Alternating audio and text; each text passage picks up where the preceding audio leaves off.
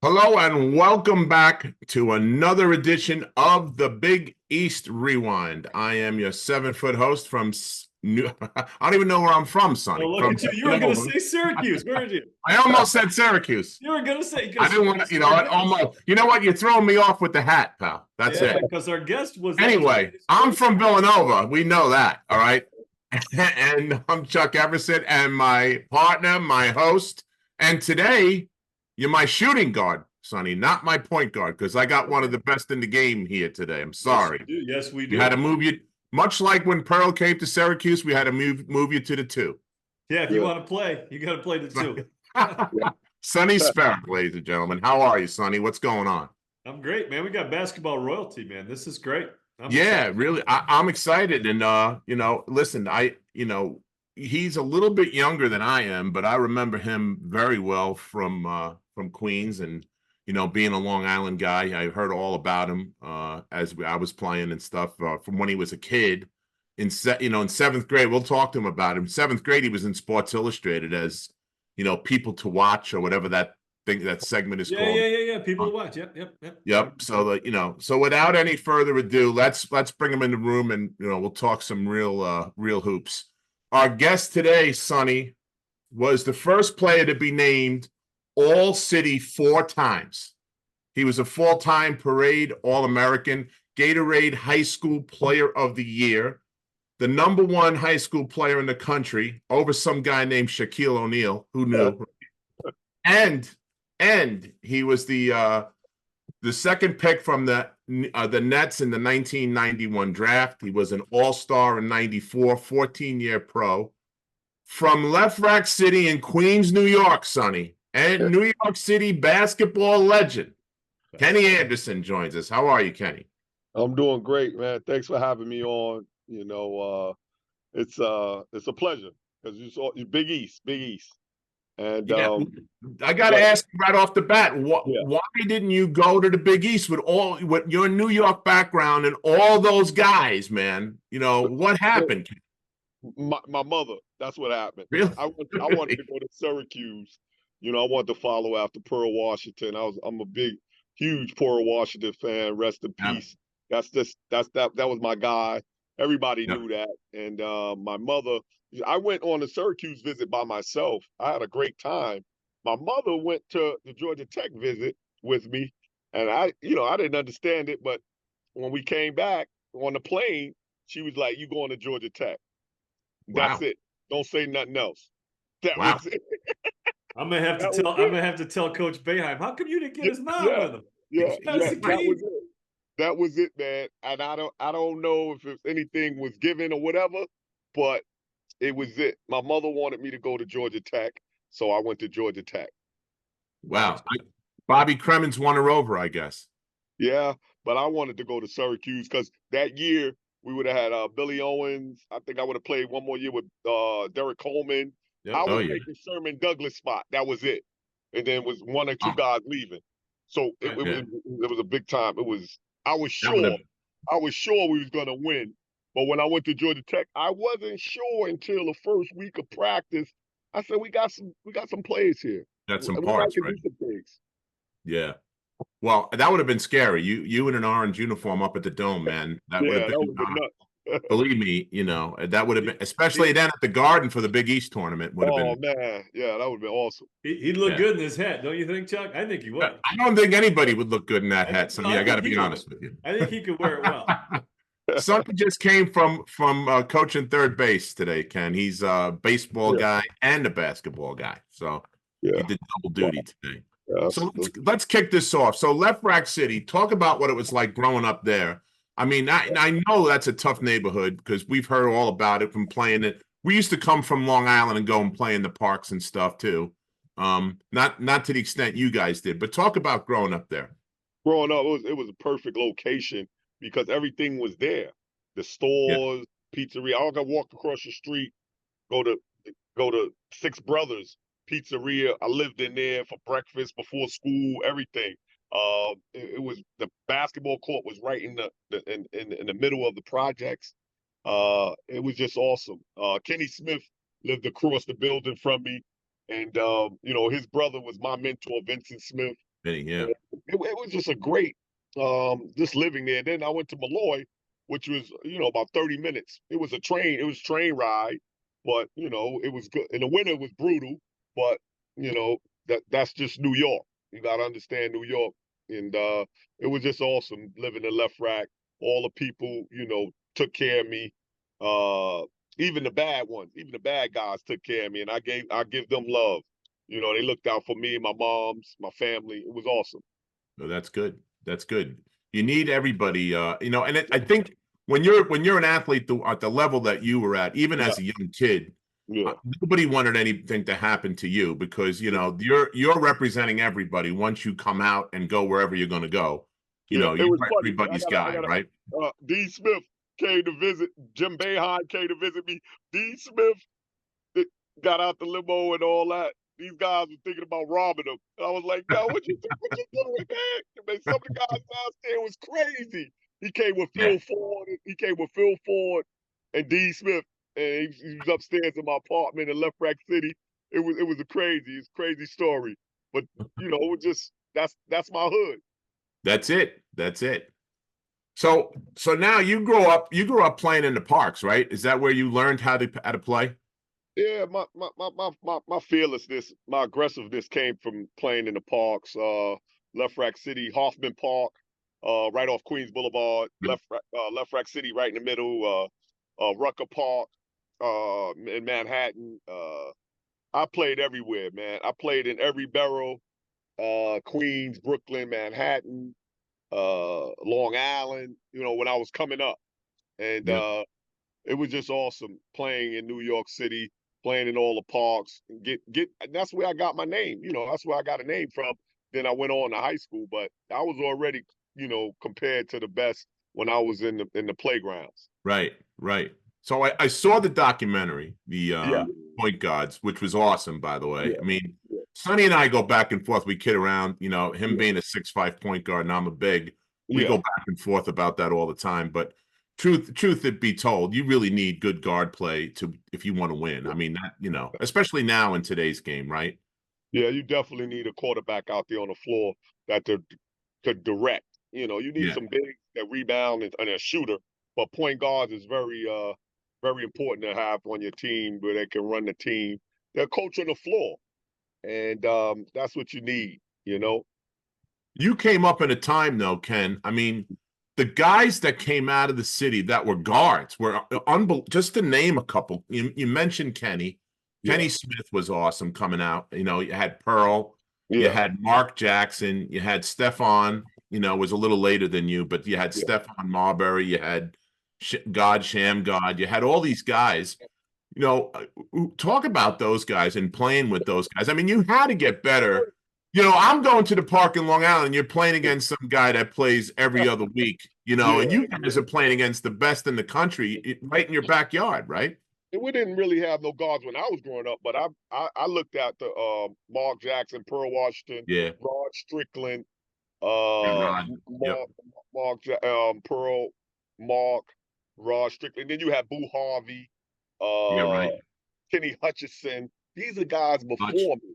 These are all guys before me, and I just watched them grow. Kenny Patterson, who went to Forest Hills High School, Yeah. in the I Paul. remember Kenny. It's so many greats. You had to, you know, and I watched all those guys, and then I came up. When I came up in the city, there really wasn't no big time point guards in my era. It really wasn't. And then, Stephon Marbury and Shamgar, they came after, Yep. Yep. me. So it was a lot. It's a lot different.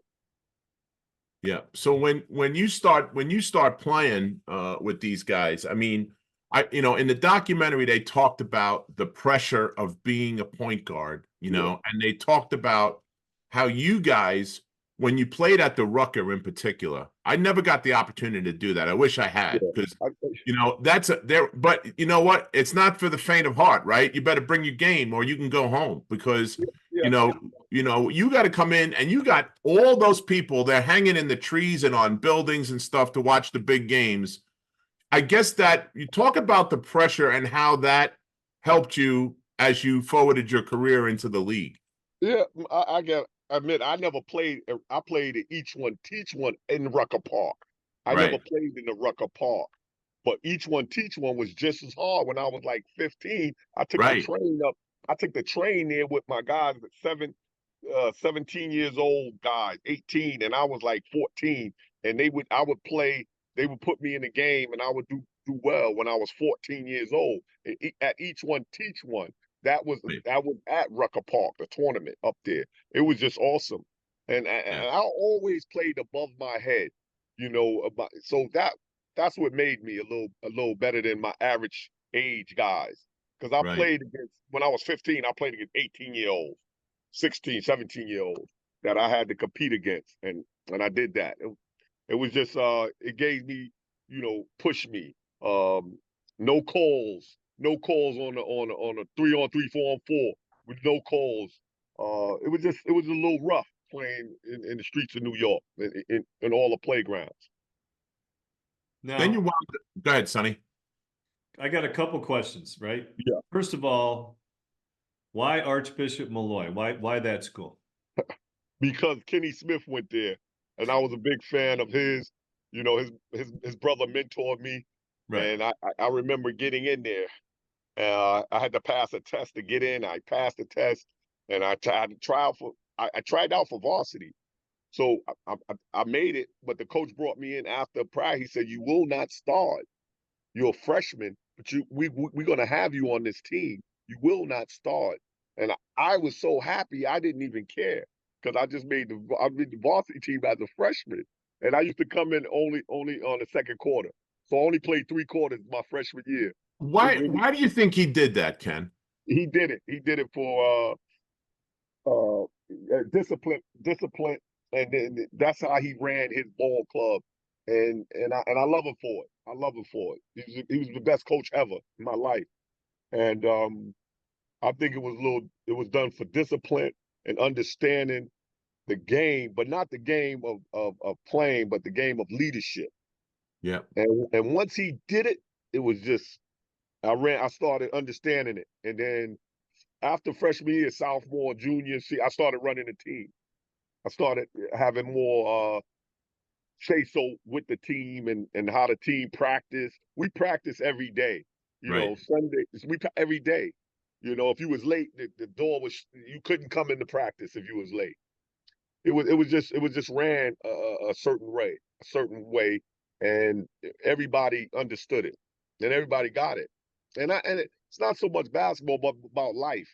He taught me a lot about life and the whole school of Archbishop Malloy. I went to Malloy, and it just changed my whole vision on how I looked at everyday living and everyday life Mhm. and people meeting people and being able to talk to people and understand people. I was able to do that. I want to ask you also about the late great Conrad McCrae. Yeah, it's awesome. Talk a little bit about your relationship with him, either on the court or off the court. I mean, Uh, he left a mark at Syracuse that very few understand. yeah, he really did. He was a very great companion, like with all his teammates and friends. Right. He was a funny guy, but he was very smart, and he just played basketball with joy. And he was just a really great friend. He played with Brooklyn Tech, and then he played with me with the Gauchos, and he just it was just sad. It was a sad day remembering his Very passing. few. Yeah. But he went to Syracuse. He had a great career. He went overseas, started playing well. It just he was a great guy. I Not gotta only tell you, basketball wise, but just understanding the friendship right. and the person he was awesome.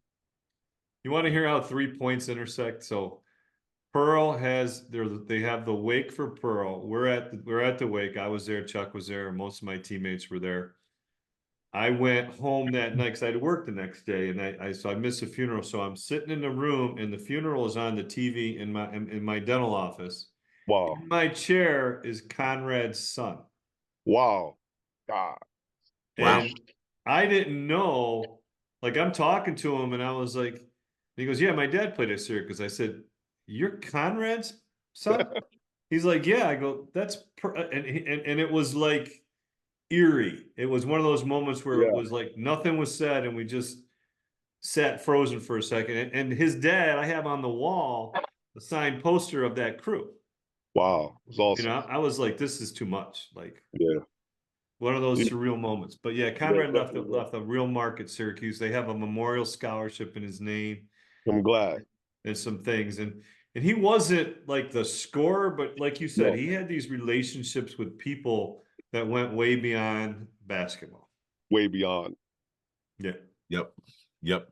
So let's go back to Coach Curran for a second. You know, Jack Curran was a Hall of Fame type coach.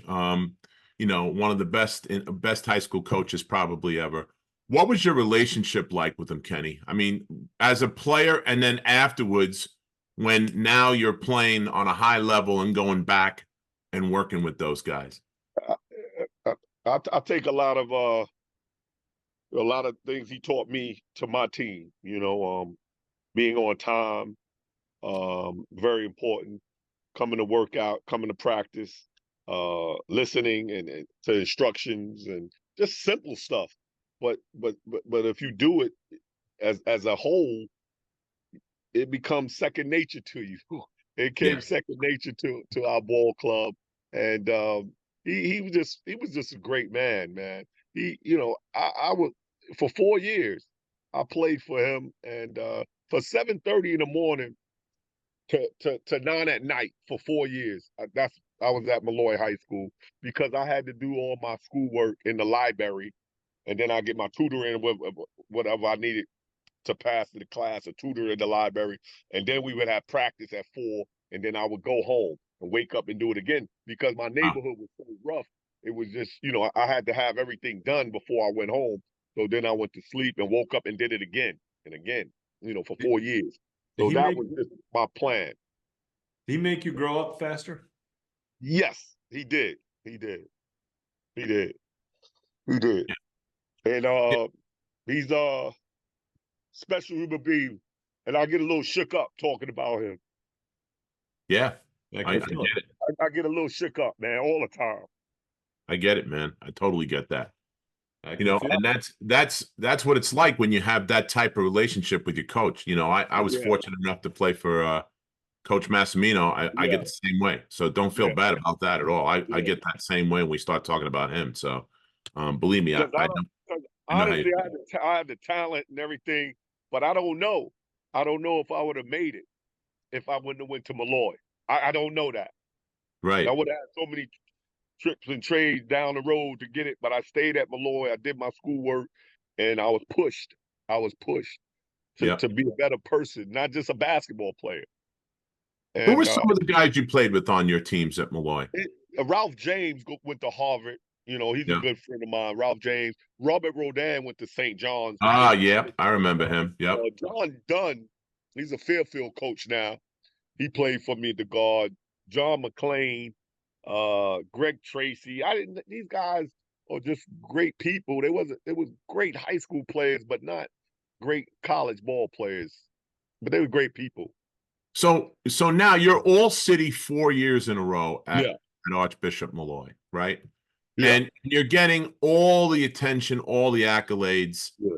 How did Curran keep you in check with all of that stuff going on? Because I know that had to be distracting for you at times. I mean, Well, because it you really. every time you looked in the paper, you were in the paper, Ken. You Yeah, know. I was in the paper every day, but he kept all my letters. He Oh, kept all really? my letters until junior year. They was in this big box, and it was everybody in the country sending me letters. Yeah, I He bet. gave them to me my junior year. I could see him, but I just, you know, I really didn't want to go to all these different schools. Like I see all these kids visiting 10 schools and stuff like that. I just didn't really want it like that. I wanted to get my college where I was going to go and have a clean slate my senior year. And I did that. So I was just really concentrating 5 schools. I had Duke, Georgetown, Syracuse, Georgia Tech, and North Carolina. Those were my Wow. 5 schools. That was it. That was it. Yeah. And You're Wow. at Duke. they all canceled themselves out. They canceled Duke. Duke said because they wasn't sure if I was gonna go. Bob Hurley signed. So Coach K called me and said, "Yeah, we got Bob Hurley, so you don't have to come take the visit." North Carolina, I really just didn't want to go there because Kenny Smith went there Yeah. and my mentor Vince, and that was his brother. But I just didn't think it was for me how I was gonna be able to play the game. So I crossed them off. It was only Syracuse and Georgia Tech at the time, and I thought I was going to Syracuse. I thought my mother was like, my mama jumped in it. She jumped in it and was like, "You're going to Georgia Tech." So Wow. it was just so crazy. So all I had was Syracuse and Georgia Tech was my two teams that I was going to go to. And to this day, when they won, I give Syracuse a lot of love always. Derek Coleman went there. He played for with me at the Nets. Carmelo Anthony, all these guys play there, and I always Yeah. give them love.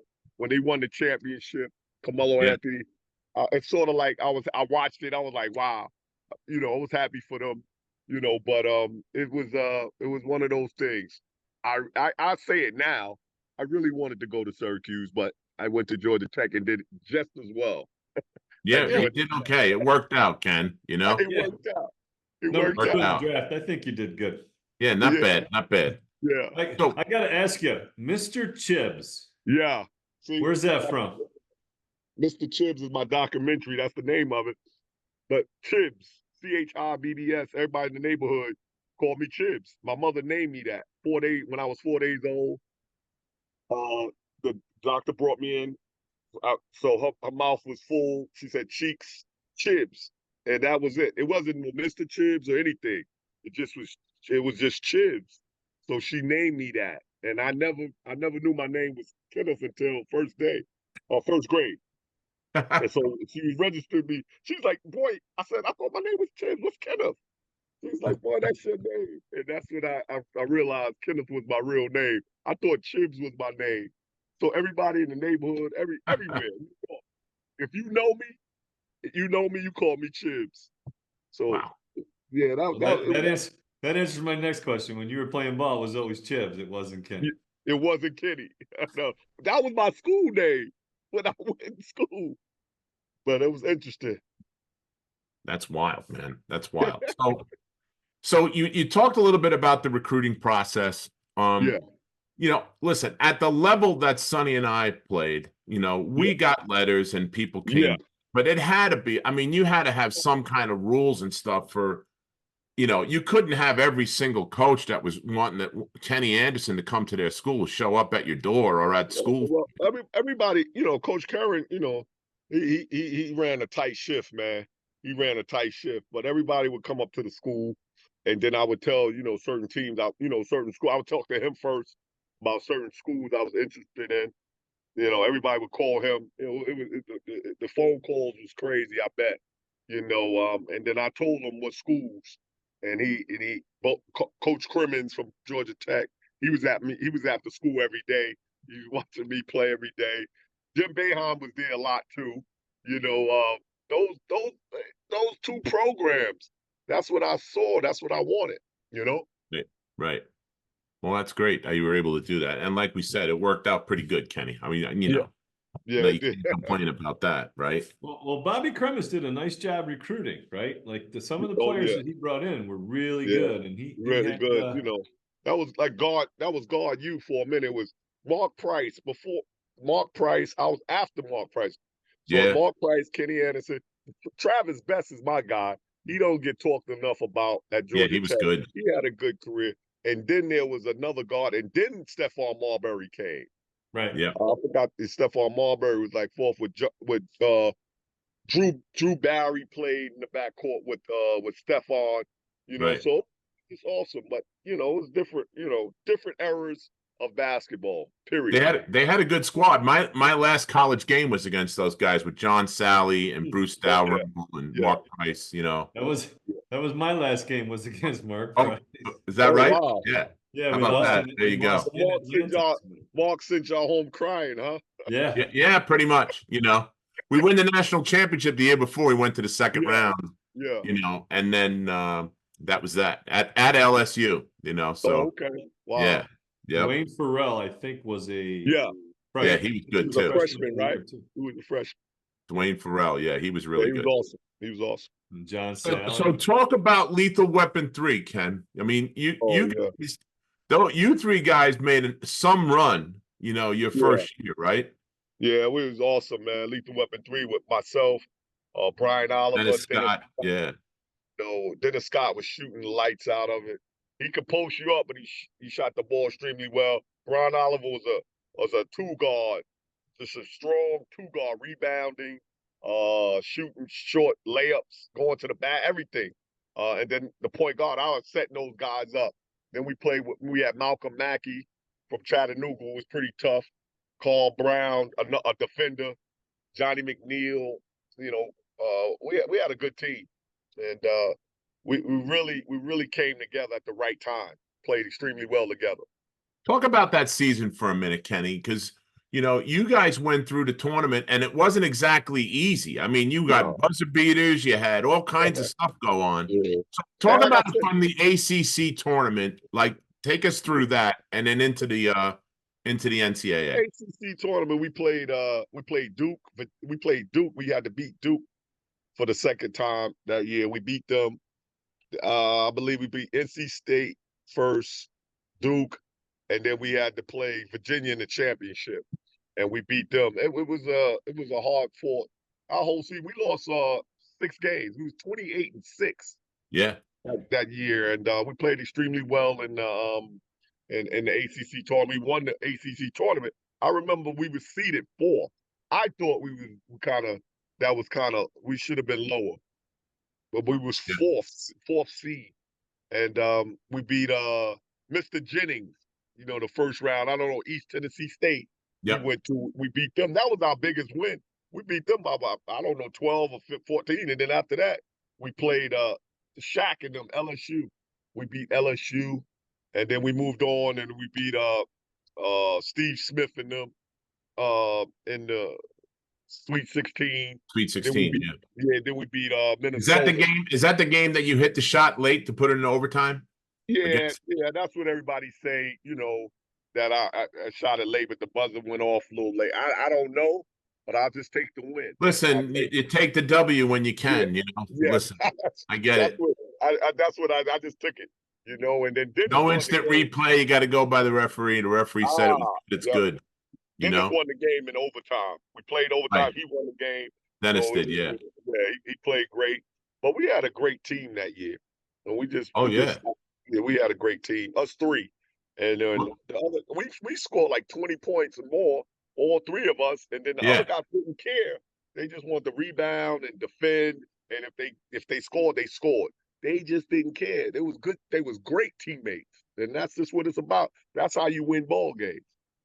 How was Cremens? How was Cremens as a coach? Because he's a New York guy too. He's a Bronx guy, right? Yeah, he So- was a great. Yeah, he Bronx, All Hallows. He went to All Hallows. All Hallows, that's right. Yeah.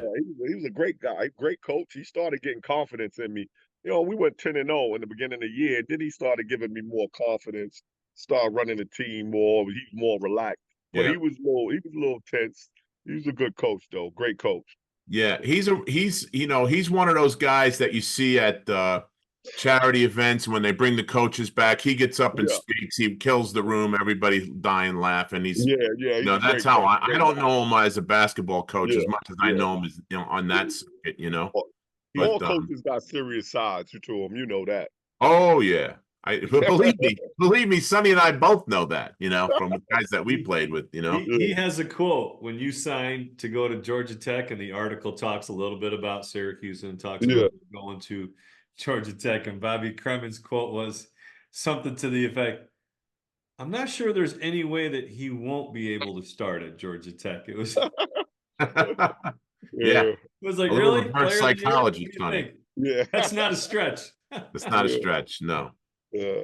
So now you get to the Final Four that year.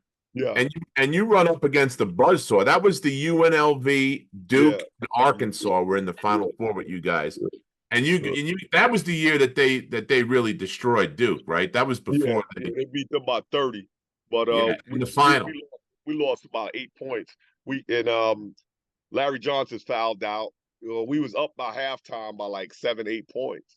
But I So got in the foul trouble. tell some of the people who was on that UNLV squad. You know, Grandma was on there. Who else? Yeah, Greg Anthony, Greg Oh, Anthony. right. Yep. Anderson Hunt, Stacy Ogman, Stacey Stacey. Altman. Yeah. Moses Scary from New York. We played against each He other was when we good was in too, New York. man. He's underrated, Moses. I know Yeah, him pretty well. yeah, He's underrated, that guy, you know.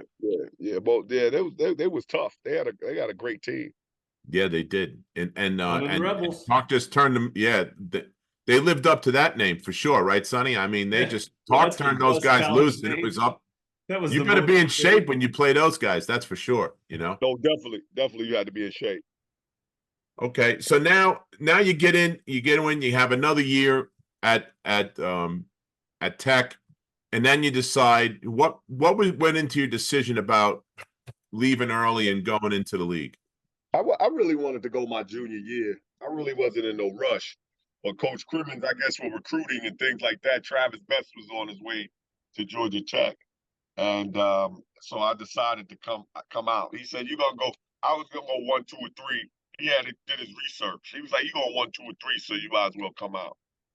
I waited all the way 24 hours before I could put my name in because I was gonna stay in school. Oh, really? I really was gonna stay in school. Wow. You know? So did you get into more depth in those conversations, or was it just like, no, you just got to go, like, done deal, like that kind No, of we shit? got into depth. Me and Coach got into depth. We had almost arguments. Uh-huh. So yeah, I remember he just wanted me to leave. You know, in a way, he was pushing me out. But I was like, I'm not sure, Coach. I don't know what I'm gonna do. And Wow. he said, you gotta go take care of your mother, take care of your family. You're gonna be high in the draft. And I just was like, I was not so much loving Georgia Tech, the team, but I was just loving the environment, the school environment, and things of that nature. And I just really wasn't in no rush. But everybody can say when you play in the league, you get injured and your stock might fall. So that came into thought, you know. Right. So Right. that came into my thought. The way it sounds, he had your best interest at heart, Kenny. I mean, he's for you and your mom, and Yeah. Oh, definitely. Yeah, definitely. He was all for me doing the right things for my moms. So you had two coaches that you were fortunate enough to play for that really looked out for you as a person, besides just Kenny Anderson, the basketball star. They looked out for you as Kenny Anderson, the guy, right? Yeah, those are my two best coaches ever. Yeah. And those are two best coaches ever that I ever had. Coach Curran and Coach Crimmins was best. I want to ask you, because the draft used to be fairly simple, but then it got more and more hype. It got more and more publicity, more and more audio, video, people eyes on it. What does it feel like, to sit there and know that you're going to go 1, 2, or 3 by most projections, but then to hear your name called and you walk out there? What's that like? It was exciting. It was breathtaking because like I said, I knew I was going 3 to Sacramento. They had the 3rd. I knew I was going 3rd, but I did not know I was going to New Jersey Nets. Willis Reed drafted me. It was an awesome night for me because I got drafted by the Nets. And I was right over the bridge. My mother, my family loved it, so it was just awesome. Did that pose a problem for you in some ways, Kenny? Because now you're at home and you got all these guys around you, and everybody's looking for tickets and looking to get a piece of you and that kind of stuff. Did that give you? Was that playing there? A little bit. It got to the point where me being drafted. A lot of my guys at home would say it would have been good if he would have left and went to Sacramento, but no, I love being at home with my mother. My mother moved to Long Island. It was just a great. Now I'm finished. I retired. I'm looking at it. No, it was the best thing I could have done. That happened to me. God bless me, regardless. Right. Were you worried though about coming back home? Because I didn't hear you say St. John's. I didn't hear you say like a lot of local schools. Well, because some people feel like I got to get away from the environment to blossom. And now you're coming back and everybody wants a piece of you, I guarantee. Yeah, I didn't want to go. When I was younger, I couldn't have done it. but I think I was a little older now, and and then I was in Jersey, so it was a little different. It was not Right. much different, but it was different, in New Jersey, and I, I had to drive over the bridge to get to my mother and get to the city and get to Queen. So it was a little different. And like I said, a lot of people thought it might have been better if I would have went away in my career, but it is what it is, man. I Now, thought it went well regardless. I want to who? ask you about Pearl on that note too, because Pearl was drafted by the Yeah, same team, the Nets. He found it almost a little overwhelming, all the requests and all the things that were asked of him. yeah, And then it didn't meet their expectations. yeah. So here they go and go after you. Was there any bad like reporting, like, hey, is it, like doubter, so to speak? I don't know. I don't think so. Like me and Pearl was two, and then the errors of coming up was different when I played the game. And that now knowing him and watching his tapes and the video, he was an all layup type of guy. I was a short jumper. Yeah, different style. Short And you were jumper. taller. Yeah, I was taller, short jumpers, little thing. Yep. His game was a lot different than Right. mine. Yeah. To anybody, he was like back you in, get that little floater up. He didn't shoot the ball well. He didn't shoot the ball well. Come off pick and roll, I could shoot that jumper. And so it was different type of players, different Right. type of error. So you just dealt with that, and I had Derek. I don't know, he played with Armstrong, Yeah, and Otis Birdsong. Yeah. Otis yeah, Birdsong. that's who he Yeah. played with. And I don't know who else was on that roster, but I had a I had a great roster. You know, uh, Draza Petrovic, Mookie Blaylock, Chris Morris, Benoit Benjamin, Jason. I had a great roster. So Right. did you get to play with Petro? Yes, 3 years. Okay. Wow. I thought he had passed, I knew he No, passed. he played with me. He was great. He was Yeah. great I've person. told Sonny this story. I went on one of those Big East teams that traveled around, and we Yeah, went to Yugoslavia, and he was like 16 or 17 when yeah, we played yeah. together.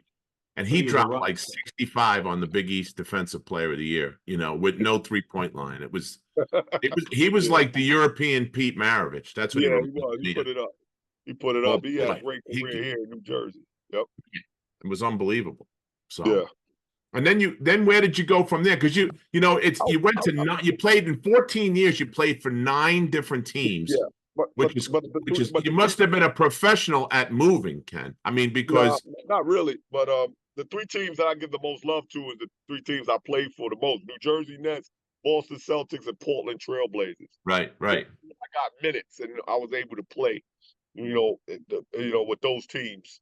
Uh, then I played with the Indiana Pacers, played with the Hawks in Seattle, and Atlanta Hawks on my way out. No, yeah, that was on my way out. on your way out. My Yeah, mother passed away 2006, and I said it when she go, I'll retire and get into something to help others, and right. that's what happened.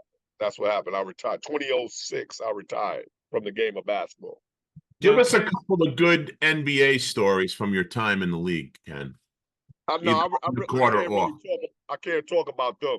But I'm what not gonna. about on the court? You could talk about on the court. On the court, it was just very physical, man. It was just very physical basketball.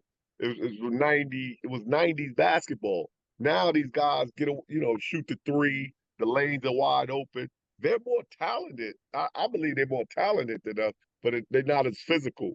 Yeah, Some of them they're crying about every little call, and the game is great. I love the game, but it's changed a great deal. So yeah, you got to definitely go with errors.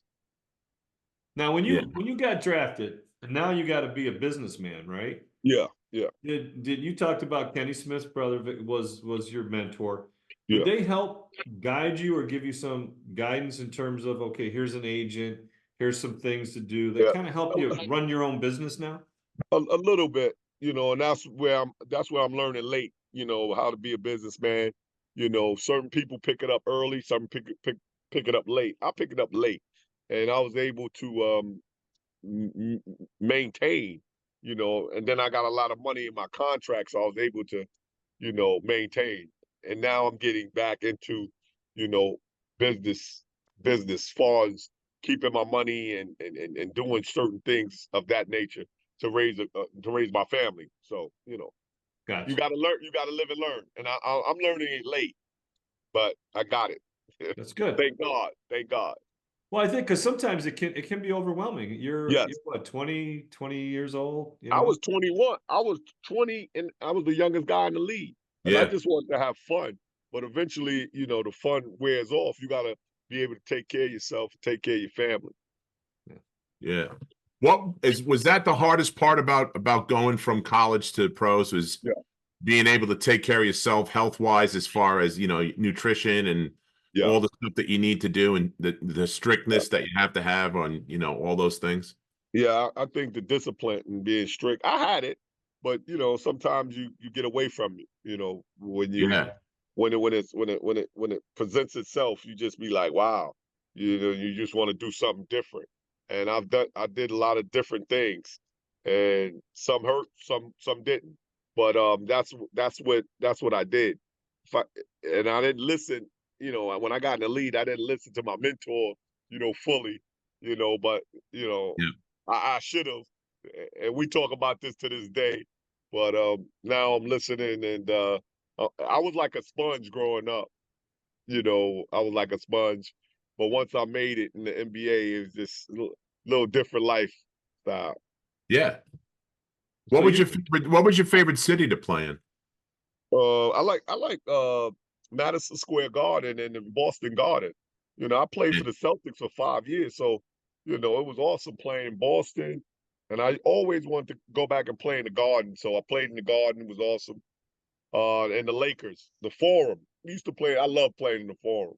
Yeah. Go ahead, son.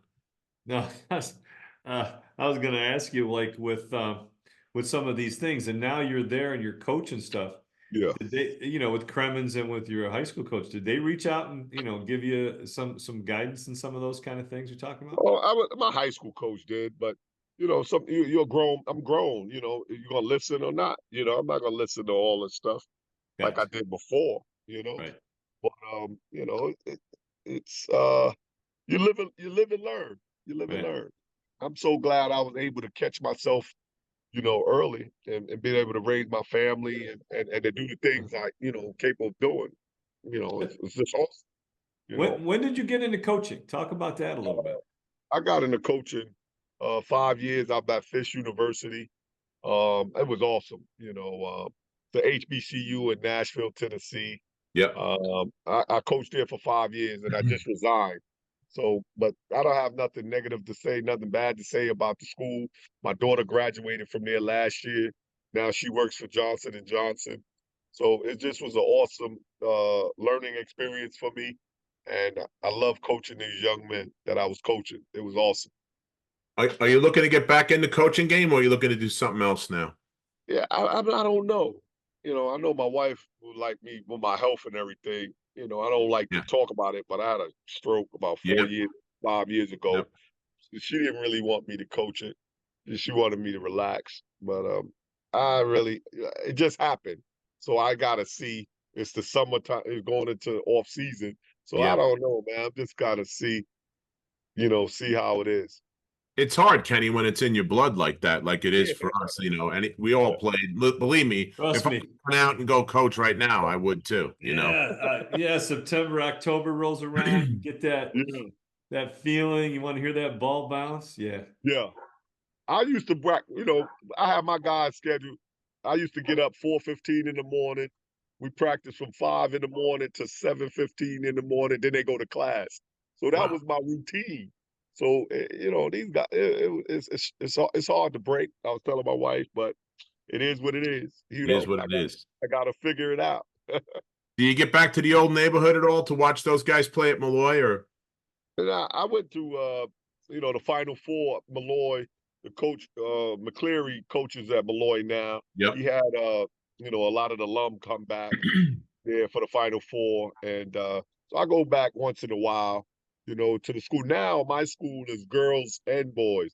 when I went to school, it was all boys. Yeah, So right. it's a little different. The school is still doing amazing.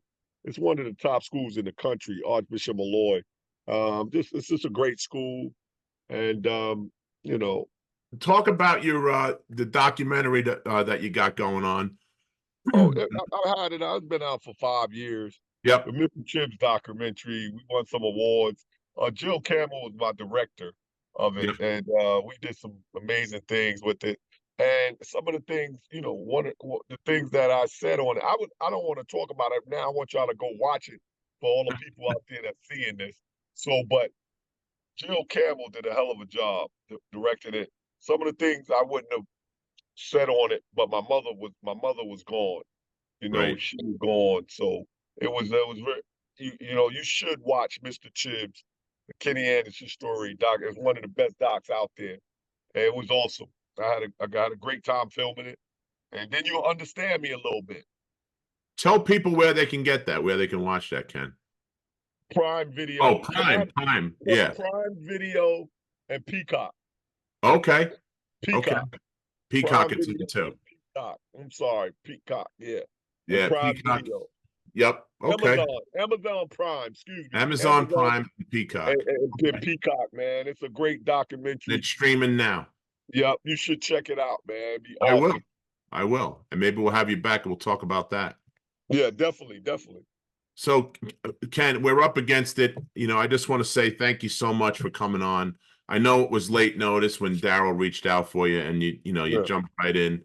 Appreciate you. Thanks again. Good luck with whatever you decide to do next in your career and life, and and it's been a lot of fun talking with you about the old days and catching up with you. And thanks again for joining us. All right. Hey, thanks for the picture too. It was awesome. And Yep. thanks for having me on, man. I really appreciate you. And I'll follow you, Okay. I'm always following you on Twitter and everything. And it's great. Cool. All right, hang out for a second. We're gonna wrap. We'll wrap it up. Hang out for a second, Ken. We'll catch up. Let me ask one last thing. Go ahead, Sonny. Anything you want to share with kids coming up playing ball now? Anything you want to pass on? I would say just work extremely hard on you. If you're really trying to make it to the pro, it's like 450 jobs out there. So just work extremely hard, have fun at it, and do what's best for you. For you. None of your mentor. You gotta be careful. The guys that's holding your mentors that's talking to you. Do what's best for you as a player and as a person. A lot of these kids getting the wrong advice, and it's hurting them. So I would just say, just play basketball. If you're gonna play, have fun, work out on your body, stay away from the drugs and the alcohol, and just compete. And it can happen for you if you do those things. If you do those things, you stay ready. You don't have to get ready. You'll be fine. I'm telling you. But if you put anything in your body and all those different things and listening to wrong people will hurt your career. That's in anything you do in life. Solid. Well, hey, solid advice. A good way to wrap this up. Ken, thanks again for joining us. Our special guest today on the Big East Rewind has been New York City basketball legend Kenny Anderson. The Big East Rewind is produced and directed by Nick Chico Chorus and Daryl Gurney. You can check us out on all things social media by putting Big East Rewind in the search bar. And our website is www.bigeastrewind.com to stay up to date on all things Big East. Thanks a lot for joining us and have a great night.